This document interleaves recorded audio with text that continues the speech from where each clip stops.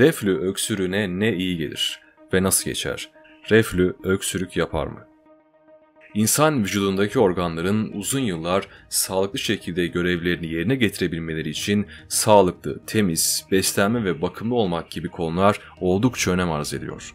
Öte yandan reflü gibi rahatsızlıkları olan insanlar da hastalığa ilişkin detaylı bilgi edinmek amacıyla arama motorlarında reflü öksürüğüne ne iyi gelir, öksürük nasıl geçer, ne kadar sürer şeklinde sorularla arama motorlarında yoğun araştırmalarına devam ediyorlar. Mide insan bedeninin en önemli organlarından birisidir.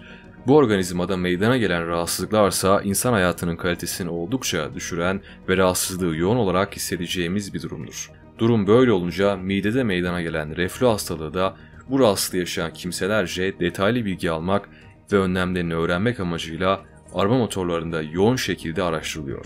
Bazı zamanlarda ağza acı su gelmesi, ağrı ve göğüs ortasında yanmalar, kuru öksürük, ses kısıklığı ile ortaya çıkabilen reflü en fazla görülen sindirim sistemi rahatsızlıklarından birisidir. Hemen hemen her yaş grubunda görülebilen ve giderek artış gösteren bu rahatsızlığın görülmesindeki en büyük nedense doğru olmayan ve sağlıksız beslenme şekilleri olarak görülüyor. Bu rahatsızlık tedavi edilmediğinde insan yaşamının kalitesini düşürerek çalışma hayatını da olumsuz yönde etkiliyor. Öte yandan yemek borusunu da tahrip ederek kansere varan ölümcül sonuçlara neden olabiliyor. Reflü hastalığının en önemli belirtisi göğüs kısmının üst tarafına doğru yayılma gösteren yanma hissi. Bu yanma hissi boyunda, boğazda, midede hissedilebilir. Özellikle baharatlı, acı, ekşi, turşu, alkol ve çikolata bu yanma hissini arttıran besinlerin en başında gelir. Diğer önemli belirti ise bulantı duymadan midede yer alan sıvının istemsiz olarak ağza gelmesi şeklinde ortaya çıkar. Bu özellik ise kusmadan ayırt edicidir. Eğer ki haftada bir ya da birden daha fazla şekilde göğüs kısmından boğaza doğru yanma yükseliyorsa ve ağza ekşi, acı su geliyorsa reflü hastalığına tanı konulmasına yeterli belirti var demektir. Öte yandan reflü nedeniyle diğer organların tahriş olması da bu hastalığın kendini belli ettiğine delalet eder.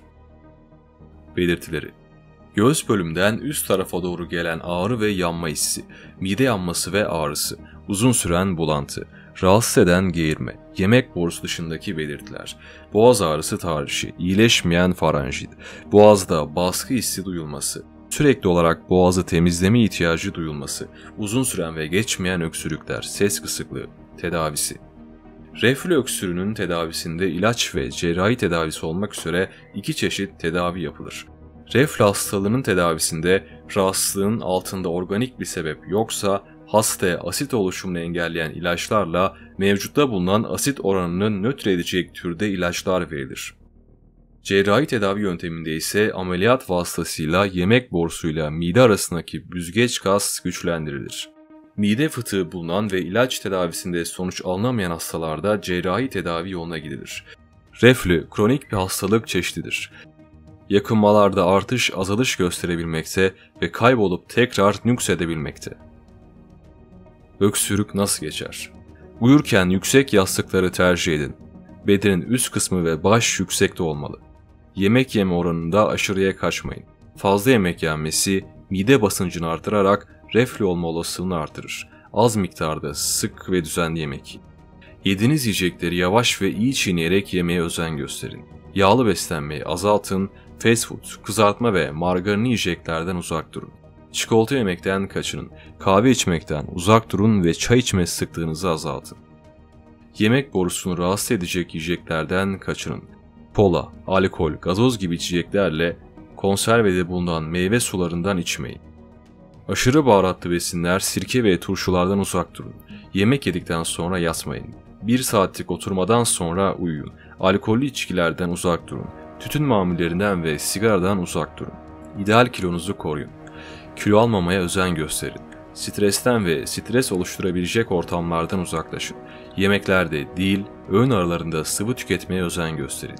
Öğünlerden sonra rahat edeceğiniz giysileri giyin. Dar elbiseler tercih etmeyin.